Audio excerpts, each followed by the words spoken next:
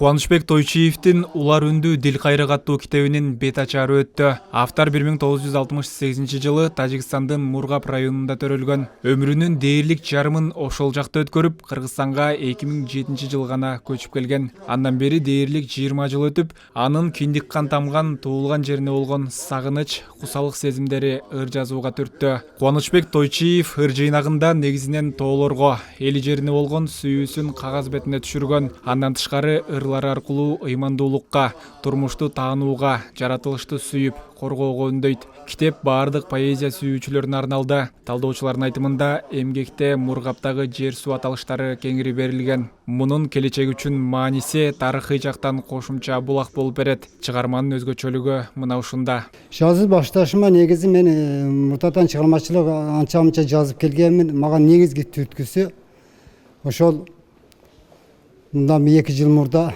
бир балам бул дүйнөдөн кайтыш болуп кетти. Ошол түрткү болду да негизи.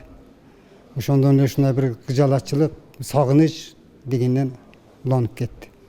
Андан мурда да кичинеден жазып жүргөн, бирок таратып жанактай калып кеткен да, көмүскө деле калып жүргөн. Бул китеп жөн эле акындын ички бир сезимдерин эмес, ал жерде жер суу аттарын чагылдырып атат. Ал жерде жашаган уруулардын аттарын чагылдырып атат. Ал жердеги бүтүн эмне чөп өсөт, эмне деген дара өсөт, же эмне деген тоо бар, ошолорду чагылдырып атат. А бул 1000 жылдан кийин да караса, бул тарыхый булак катары пайда боло турган. Ошо жер кыргыздардын жери экенин 1000 жылдан кийин окумуштуулар изилдесе, дал ушу китептер булак боло турган чоң баасы бар бул.